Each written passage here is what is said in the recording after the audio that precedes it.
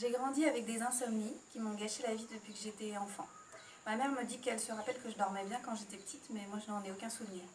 Donc j'ai grandi pendant des années comme ça, avec des nuits vraiment terribles, jusqu'à ce que j'en puisse plus. Et à l'âge de 28 ans, je me suis dit c'est terminé, je veux m'occuper de ça. Et je suis allée à l'hôpital de la Pitié-Salpêtrière à Paris. Et il faut savoir qu'il y a quand même 9 mois d'attente à l'hôpital parce qu'il y a beaucoup de gens qui ont des problèmes de sommeil.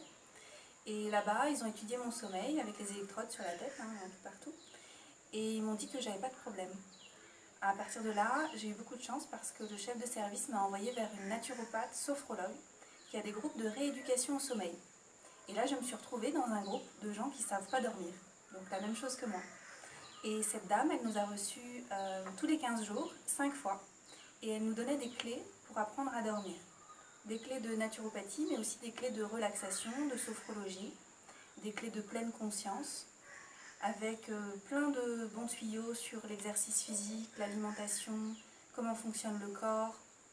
Et j'ai aussi fait des séances de biofeedback à l'hôpital. Il s'agit de comprendre comment le corps fonctionne quand on se met dans un état de relaxation.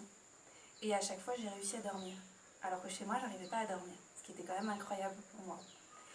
Et en même temps que j'ai réglé mes problèmes de sommeil au fil des semaines, il y a d'autres choses qui se sont améliorées. J'ai mieux mangé, mieux digéré, j'avais plus d'énergie, ma peau était plus belle, j'ai perdu quelques kilos. Je me suis dit, c'est pas possible, c'est extraordinaire, on aurait dû me le dire depuis longtemps que ça fonctionnait comme ça.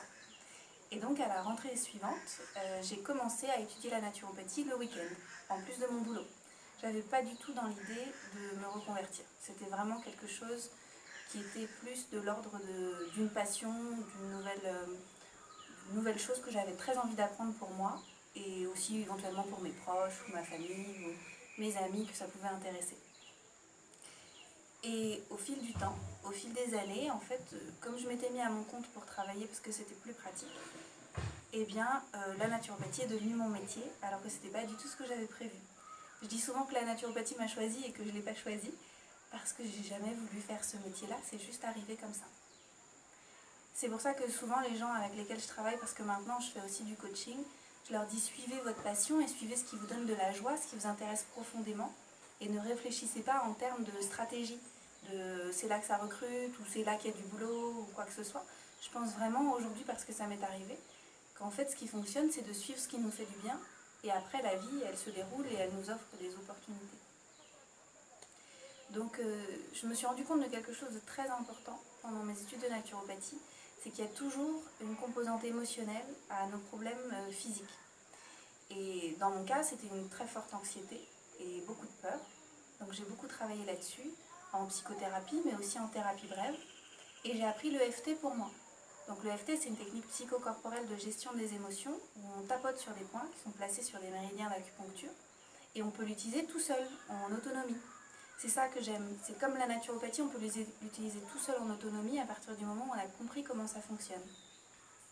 C'est tout à fait contraire à ce qu'on entend aujourd'hui en médecine conventionnelle, parce que c'est le médecin qui a raison, et finalement, vous vous débrouillez avec les recommandations qu'il vous donne. Alors qu'en naturopathie ou en EFT, en fait, c'est très simple, on vous apprend comment ça fonctionne, et après, par rapport à vos ressentis, c'est vous qui vous débrouillez, et c'est vous qui tirez le meilleur de ce qu'on vous a proposé d'apprendre. Et vous devenez libre.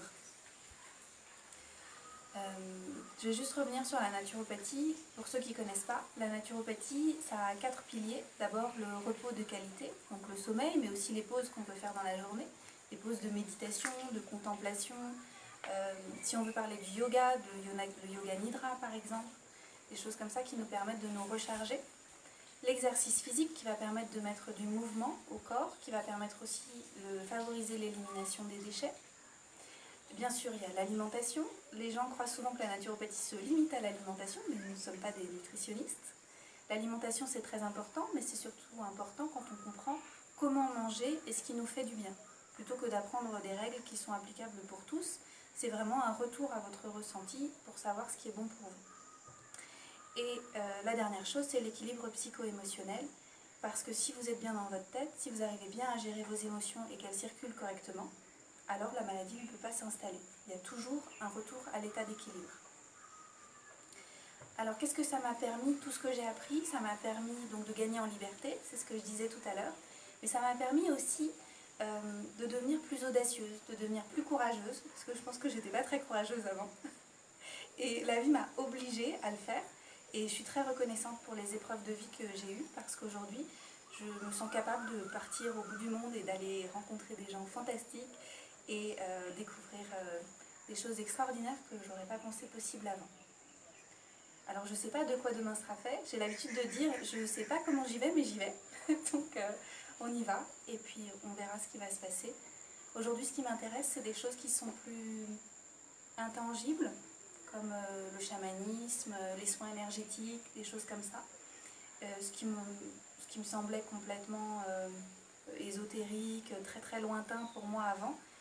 Finalement aujourd'hui je trouve que c'est tout à fait juste parce que notre corps n'est pas limité à une enveloppe physique, c'est aussi tout le reste, tout ce qui appartient au monde de l'énergie, tout ce qui appartient à l'âme.